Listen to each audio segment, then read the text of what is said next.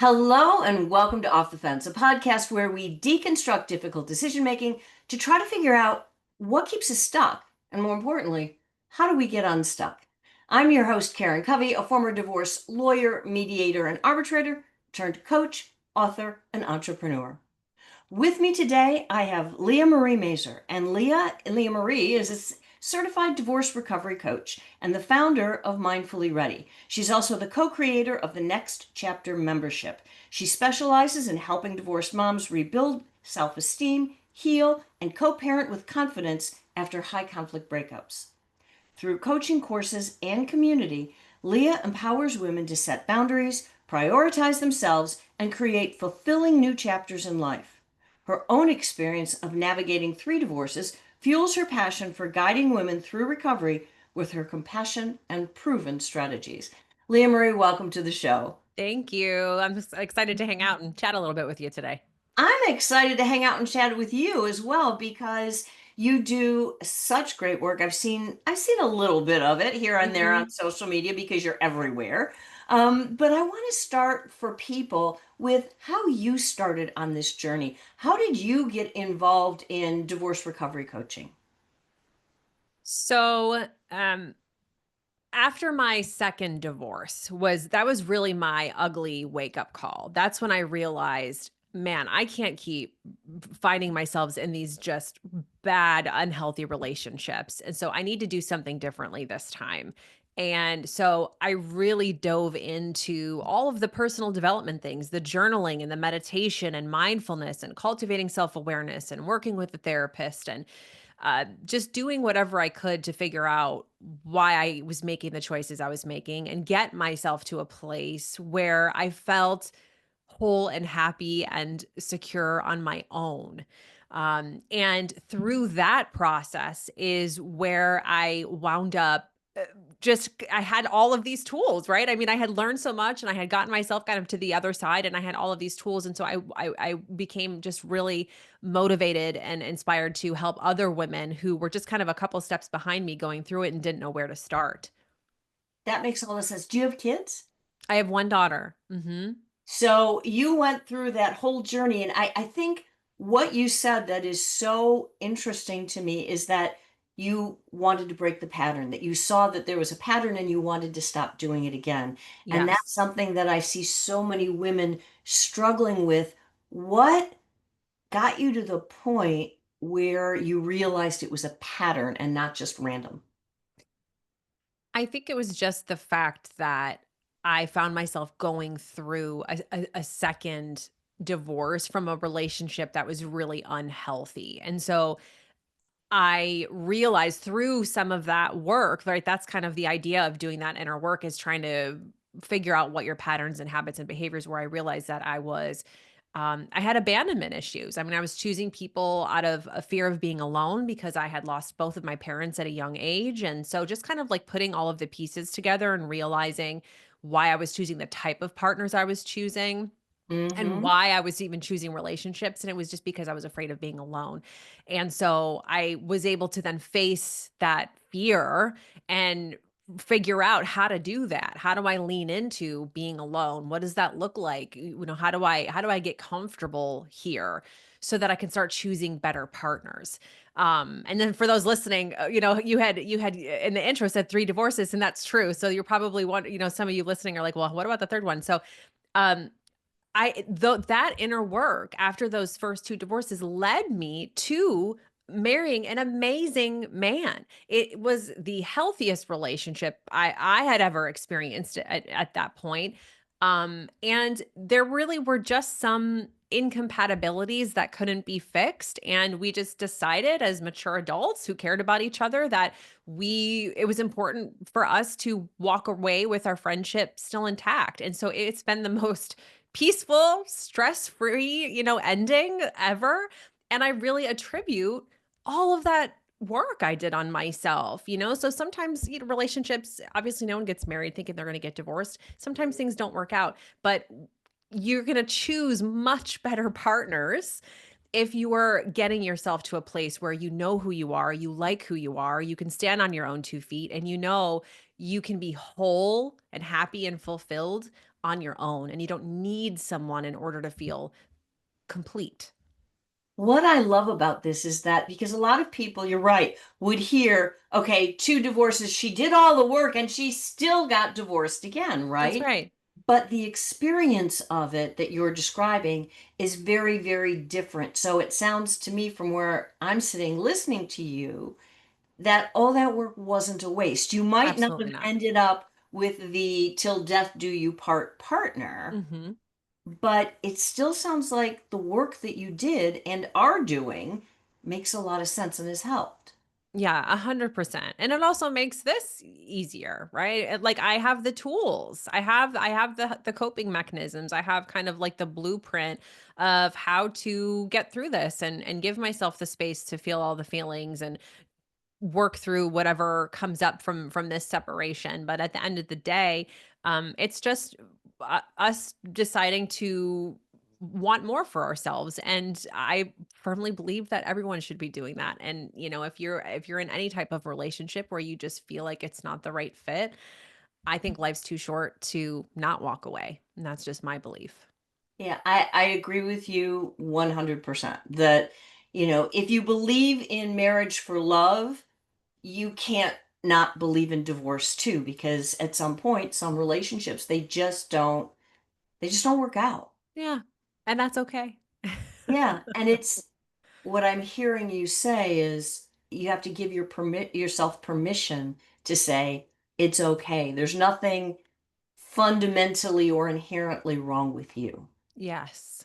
Yes, that's right. Be- Because I think as women, that's the go-to. Okay, what did I do wrong? What's wrong with me? Yeah. Why am I doing this? And I love how you're saying it might not be that at all. I mean, which isn't an excuse to not do the work, right? Mhm.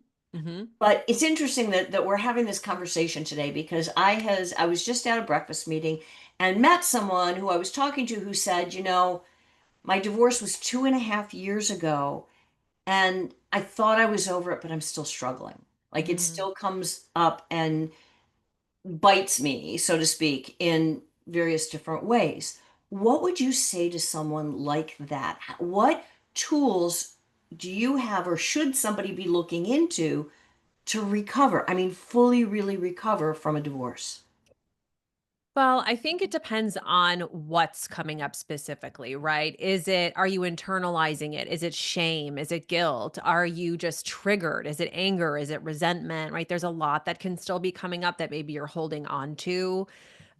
So I love, and what I think is such an amazing tool that is highly underestimated is journaling. This is something that can give you so much clarity and it can be so therapeutic and give you a lot of answers to maybe questions that you have. It helps you dive deeper and peel back those layers. It helps you track your progress. So often we forget how far we've come in our journey. And when you're documenting on a regular basis, you kind of have that to refer to look back and go, oh, I've actually come a lot further than I thought. Or, yeah, maybe I'm still hung up on this, but 6 months ago, I was hung up on this other thing that I don't even think about anymore. So that's a great place to start. And just making sure that, your divorce is not your identity. It doesn't define you. Like it's something that you experienced, right? It's a part of your story. It's not a part of who you are. So be careful you're not internalizing it as something that's like you weren't good enough or you're a failure or you're hard to love or whatever that inner dialogue is whatever you're telling yourself. Um not all relationships are meant to be forever. I mean, that's just the way it is. Even though we hope, when we marry somebody, we think that it's can, go the long haul, but sometimes it doesn't, and, like, that's okay. So it's about, what did I learn from this? How, if I reflect, what was my role in this? Were there things I wanna do differently? Were there red flags I missed or ignored? Were there boundaries I should have been setting? Was I not advocating for myself? Did I settle? What types of things do I not wanna tolerate in the future? What did I like? What did I not like?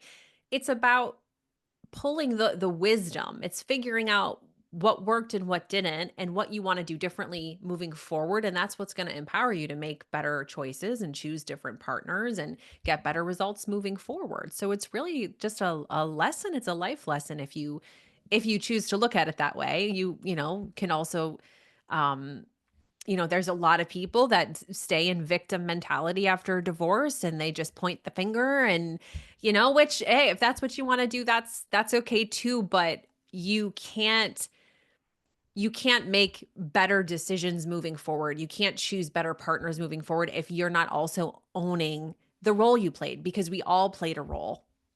Yeah, 100%. And I think that you pointed out something really important because our tendency is to say, it's your fault.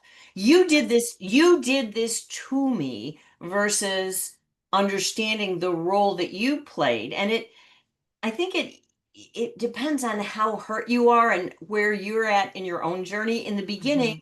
I'm sure everybody feels that way initially, but then to have the ability to take that step back and say, okay, what was my role in it? Yes. Makes Yes, a and it's not huge taking the difference. it's not saying, "Okay, this is all my fault," but we all play a role, and when you can self-reflect, um, and acknowledge some of the parts that you played, it only empowers you. It helps you moving forward. Well, yeah, and it helps you from, to your point, not just marrying the same guy in a different body, right? Yes. Because we all have patterns of behavior and we all tend to repeat them and play them out until we resolve whatever the issue is that caused us to marry that guy in the first place. Yes, exactly. Yes. So and I'm curious, what role do you think your family of origin played in this, like generational trauma and those Mm. kinds of patterns? Do those have a role in what we do in our world today? I think they absolutely do. There's so many things that we carry around subconsciously that we don't realize that we picked up through seeing our family members do it, or um I think there's a lot of things, whether it's people who are like low self-esteem, or people who just are afraid of being alone, or people who have a habit of settling, or people who just have a fear of what other people think, and so they live their life based off of what they think that other people want them to do, right? There's a lot of things that can come up. There's your own worth and your own standards. Sometimes that's a reflection of how you were raised, and the needs that your parents did or did not meet for you as a child. Like a lot of the time, the people, partners that we choose are based off of the stuff that was going on in our childhood, and we don't realize it unless we go back to, again, cultivating that self-awareness and really asking ourselves, like, well, like, why do I feel this way, or where does this come from, or when did this start, or why are these the types of partners that I'm attracted to? Were there things that I was missing that I feel like now I'm filling those voids with this external source, right? Or this validation from Hmm. this other person. So at the end of the day, I think it's really just learning how to reflect, but also meet your own needs so that you are not apt to try to grab other people and pull them into your orbit to try to fill those voids and meet those needs for yourself. Right. I love that idea because so many of us in Western culture have been taught that when you get married, the two become one, right? So Yes. you merge, but it's not two halves make one whole. It's Right. two wholes make one dynamic relationship. Yes. It's Yes. it's something very, very different. But when you're trying to pick through this generational trauma or the idea of what you picked up as a child, is Mhm. that something that you think you have to go back and talk to your parents about or like dredge up whatever happened back in the day? Or is it work that you as a person can do on your own? You can absolutely do it on your own. I think that it's great if you have the type of relationship with your parents where you have that open communication and you're comfortable to ask them questions and they'll be honest in answering them. That certainly can't hurt, and you can uncover a lot there. But I will say, I mean, I lost my mom when I was 16 and my dad at 21. So I don't have the opportunity to have those conversations. And so is it required? No. I think it's just, and again, this is really where like therapy is such a great tool, right? Working with somebody to help you kind of draw some of that out and understand it in a clearer way, because we all have blind spots, right? We all have things that we can benefit from somebody else taking kind of a more aerial view and showing us things from a different perspective that then gives us a different understanding of ourselves. And so that's why I think therapy is a great tool, journaling is a great tool, and just doing things meditation and mindfulness and things that just help you become the observer of yourself and not just reacting to all the madness that's going on in your head all the time. All of those things play a part in helping you feel more empowered in the choices that you're making. I love that because it's like the fish in the water, the fish in the fishbowl. You don't even know you're in water because you're the Yes. fish, Yes. right? And whereas somebody standing outside can see not just you, the fish, but the bowl and the water and the whole thing. It's Yes. an entirely different perspective. Um, what do you think is the role of support or community in helping someone move along in their healing journey? Because you can talk to a therapist, you can do all the things yourself, but you can still end up feeling like it's just me, I'm the only one, and you Yeah. feel bad about yourself. What role does community play in helping you along your healing journey? Life changing. It changes the game because it's such an isolating experience. And even if you have family and friends with the best intentions and who are there to love and support you, if they've never gone through what you're going through, they just can't relate, they can't understand, and even if they have gone through a divorce, it could be a completely different experience than what you're going through. So when you can connect with a group of people who actually get it, who understand what you're experiencing and why certain emotions come up or why you're struggling with certain things with your kids or why these things are happening with your ex, like what because they're living it, it changes everything. Not only do you feel way less alone and isolated, but you have people to lean on. You can ask questions. You can gain support and guidance. You can share your success stories. You can share the things you're afraid of and then have, 10 or 20 other people comment on your post, if it's like a Facebook group or something, and say, "Oh, I just went through this," or "This happened to me recently," or I'm struggling with the same thing." And that community aspect completely changes your experience and can just give you so much more clarity also on making decisions that will help you along and help things maybe be less difficult or confusing or stressful because you're talking to people who have walked through the path before you have. Right. And I often tell my clients that when you're going through this and you're listening to the peanut gallery, your family and friends who have the best intentions, they Yes. only want what's good for you, but then they're filling your head with things that come from their experience, which might not Yes. be anything like your experience. I mean, Exactly. And this but happens a lot. Like what like for some examples are, you get divorced, right? And then your bestie's like, "Okay, let's get you on those dating apps. I'm going to get your profile going. We're going to hook you up."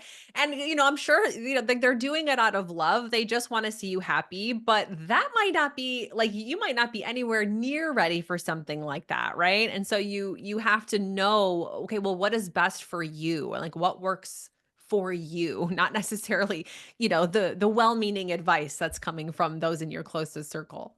right, and they do, I hope none of your friends or family are giving you bad advice just because they're, out of spite, Yeah. but they have the best intentions, but their experience being so different, who knows whether following their advice makes sense. And I've heard so many people, dating is a great example because so many people are like, they feel pushed into the dating world, and that's really the last thing that they want to do. But then Yeah. if you say to your friend, "Stop it. No, I don't want to do it," now you're alienating your friend too.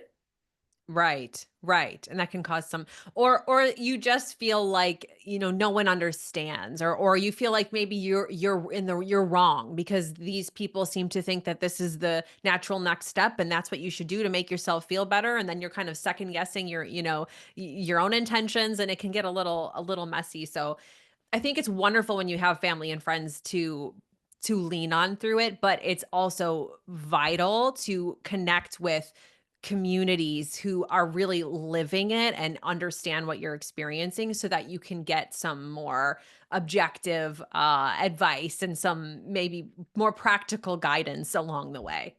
Right. And also, you don't want to burn out your friends. I mean, after a while, if Yes. you've got a friend who isn't going through the same thing, they're Yeah, like, just hearing about okay, it all the time. Oh. enough, Yeah. like we're done. Yeah. And you don't want to do that as well. So tell me about the community you've built because it's a pretty thriving, robust community. Yeah. So, myself and my one of my best friends and also a coach, Samantha Boss, we created a community called The Next Chapter, and it's for women who are going through divorce and co-parenting, usually in high conflict dynamic. So they're dealing with somebody who's really making their life difficult, and kids are involved, and so it's complicated, and there's a lot that comes up. And so it's a private community. So the women can connect with each other 24/7 and lean on each other and ask questions. Also, we have live workshops every Monday on different topics that are touching your life that you're experiencing and that you have questions on. So there's a massive library of resources in there. We do live Q&A sessions so that we can answer like specific questions tailored to your uh, experience. And it's just it's become successful because we've both gone through it, right? Sam and I, we've lived it, so like we knew this was the thing that we would have loved to have had, when we were going through those kinds of things. And so we just kind of created what we wish we had at the time. And it's been helping a lot of women. It's been amazing. There's something that you just mentioned that I want to touch on. You said private community. So Yes. is this a Facebook group? It is not on social media. It's a private app. The app itself is free. You can download it. And then when you join the membership on your app, so that you don't have to go on Facebook, you don't have to be on social media. You can be private. You can control, what your profile picture is and what your username is if you're worried. And it's a place that you can go when you have questions or when you want to come to one of the workshops or when you want to come to some Q&A sessions or whatever, really whatever you need. I mean, that's what's great too, is like it's just a place to go to get whatever you need whenever you need it. I have to tell you, I love that because, like, there's nothing wrong with Facebook. I Yeah. have a Facebook group for my community as well, but it's Mhm. just more open, even though, we all do our best to keep things, private and respectful and blah, blah, blah, all the things. I mean, if somebody digs for you on social media, they're going to find things that you might not want them to find or to share. So the fact that it's a totally separate thing, that it exists on its own app and its own community, I think is so key. So key. Yes, I But do. I've got a question. What if somebody is in the middle of a high conflict divorce? So they're not even thinking about healing yet. They're thinking about surviving it. Mhm. Is this something for them or they have to wait till they're done? 100% this is something for them. I mean, we've got mediation prep and trial prep and documentation trainings in there, and how to communicate with your attorney, and how do you know if you have the right attorney or you need to get a new one, and how do you support your kids through this? What are you doing on transition days, right? All of those things come up. And so there's something for everyone. And if you're just starting the process and you've got a long road ahead of you, there's information in there that will help you have a lot more clarity and confidence. And again, you have that community. So every step of the way, you can lean on the other moms who are either have gone through or are going through the same thing. Yeah. And speaking of knowledge and education, and I know you and I both share this philosophy that, I mean, it's cliche, knowledge is power, but the divorce world does not work like anything else that I've ever come across. I mean, I've been in the divorce world for decades, and the system, if you It's don't not great. understand, yeah, it's no, it's not great. It is really not great. And like I could go off on a whole soapbox of why that is, Yeah. but basically you're trying to cram what is a family and social problem into a legal box, and it doesn't do it well. I mean, Yeah. everybody disses the legal system. It's not, I mean, the legal system wasn't designed to deal with this kind of problem, but now that it's there, trying to, pry it out of the jaws of the law and put it in some sort of social system, Hmm. that's not working very well either. So the system doesn't work, and understanding how things really do work is, in my opinion, the key to getting through this successfully. And I know you Yes. share that, and you've got some courses for people to who want to do that better, and for the people that might just be more about, you know what, I don't want a community, or I don't want a community yet. Let me Hmm. just do this. What can you offer someone like that?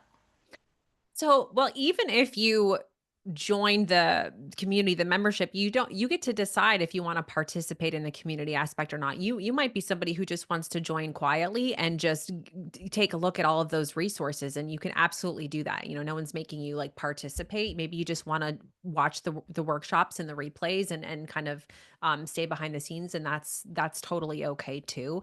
But you're right. I mean, divorce is scary as hell. I mean, there's so many unknown factors. It's so stressful. Your life is an upheaval, right? The most important things to you are basically being placed in the hands of a total stranger, and they're like deciding what your fate is going to be. I mean, it's crazy, right? So there's a lot that comes up, and especially when kids are involved, you're worried. Am I saying the right thing? Am I doing the right thing? Am I going to get in trouble? Is the judge going to think I'm the high conflict one? I mean, there's just so many factors.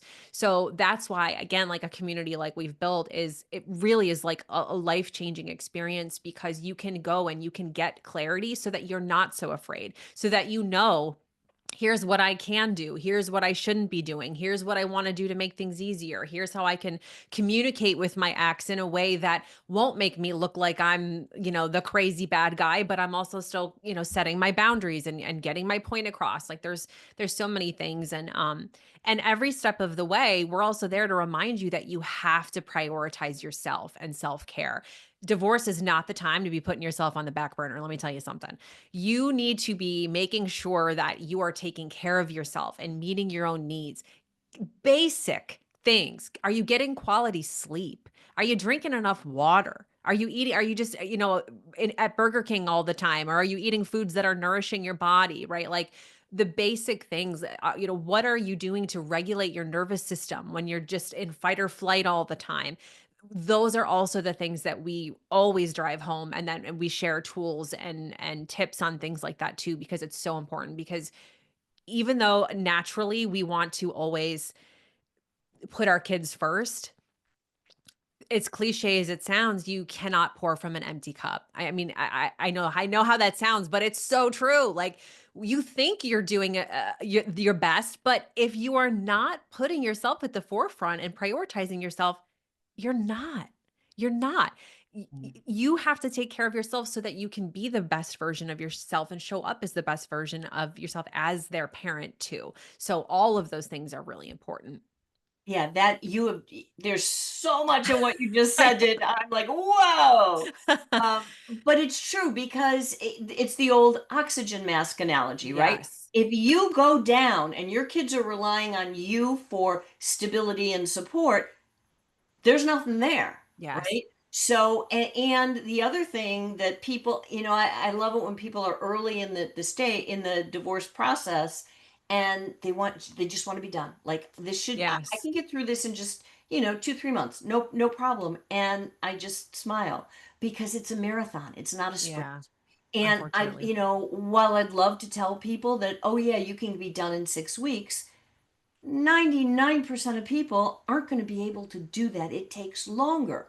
Well, if you're burned out because you're not sleeping, you're not eating right, you're not drinking water, you're not all the things, halfway through, you're going to be toast. You're going to be useless. Yes. Yes, you're not going to be making smart decisions. You're not going to be setting your future self up for success.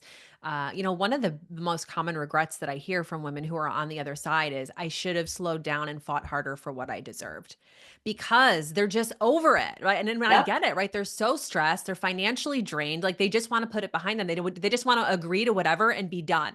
Right. exactly. But then it's like, but then you've got to deal with all of those consequences and decisions for years and years to come. So that's why getting the right support, taking care of yourself, right? Making sure that you've assembled your Avengers, you've got all the people you need in your corner, that helps you through that marathon so that you can really try to set your future self up for success.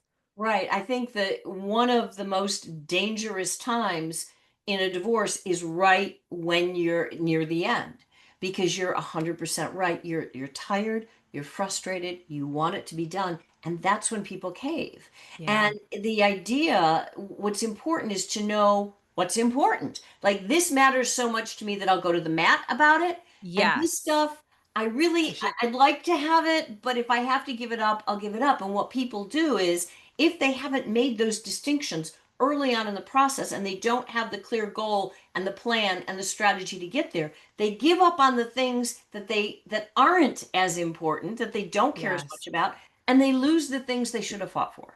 Right, right. So it's just having the clarity, like knowing like what are the hills to die on? Like what are the things you want to make sure that you're fighting for and what are the things that maybe you can compromise on to kind of get this moving along? Right, 100%. And sometimes, everything is a balancing game, right? Okay, what do I want? What's it going to cost me to get it? Yes, Cost right. not just in money. I mean, money is important, it's a big part of it. But what does it cost you energetically? What does it Yeah. cost you in time? What does it cost you in all of the emotions that you're going to have to pour into getting whatever that thing is? Yes. And so, this happens. I usually tell people you will have to make more important life-changing decisions while you're going through a divorce than you will in any other similar time period of your life. Yeah. So understanding how to make those decisions and what matters is key. Yeah. Yeah. So and it's what I love about your work is that it sounds like that's exactly that we're on the same page. That's exactly what you're telling your clients is like know what matters, know what hill to die on and when to let go. Yes. Which is so important. I mean, not only will that save you a lot of money, but it'll save you a lot of stress. Yeah. And then you can continue to have the community to support them moving forward. Like going back to what we've talked about initially, is that this is a process. And just because the judge says you're done doesn't mean you're healed and whole and ready to go out in the world again. Right. Right. It's definitely a process. And even co-parenting in and of itself, I mean, that's a whole different monster. Like figuring out how to do that. What does that look like? How are you communicating? What is the custody schedule? Like how are you helping your kids through it? What are you doing when your kids are gone? How does that feel? How are you spending time alone and focusing on yourself and healing? And so there's so many things that um you don't think about, right? Like you think of Yeah. the divorce and then okay, well once the ink is dry on the paper, I'm divorced. And it's like, yeah, but now you just stepped into a brand new brand new chapter, right, of your life Yep. that's all uncharted territory and you got to figure out where to go and how to do that too. And so that's kind of what we're there for. Yeah, that makes all the sense in the world. And it's a process. It's not a divorce, yeah, it is a life event, but it bleeds out on either end into the rest of your life. And how Yes. you do it affects the rest of your life. It affects your co-parenting and it affects your relationship with your kids Yes. moving forward as well. It's not just about them, it's about the whole family dynamic Right. because like it or not, their other parent will always be their other parent. Like you don't ever Yes. get to change who your parent is. Yes, unfortunately. So sometimes that works out well and sometimes it's really difficult and so that's the other thing too is like are you on a journey where you guys are really amicable and you can invite each other to those sporting events and holidays and birthdays and things or are you in a situation where if you're in the same room together, like it's not going to be good, right? And so you've got to figure out, well, how do I navigate this? What do we do for birthdays? What do we do when there's a baseball game for the Right. kids? Like how do we navigate this in a way where where I can still protect myself and set my boundaries, and I know what to do if I get triggered, and I know what to say or to not say to my kids. And I mean, there's just so many little intricacies that you don't think about until you're living it. And then you're like, oh my God, what do I do? Like, here's a parent teacher conference. What am I supposed to do? Do I go? Do I not go? What do I say something to them? Like, there's just so many things that come up that's what we try to kind of guide you through. I love that. I love that. Leah, thank you so much for everything that you've shared. If somebody was interested in finding out more about the work that you do or finding out about your community, what's the best place for them to go? Where should they do it? So you can go to my website, mindfullyready.com. That's mindfullyready.com. And you can also visit samandleah.com. Both of those will help lead you to the membership. That's wonderful. Thank you so much. I really appreciate it. And I know the audience does too. Thank you so much for having me. You're welcome. And for those of you in the audience, for those of you who are watching or listening, if you enjoyed today's podcast, if you'd want to hear more podcasts just like this, do me a big favor. Give this episode a thumbs up, like, subscribe, go check out Mindfully Ready, and I will talk to you again in the next session. Bye for now.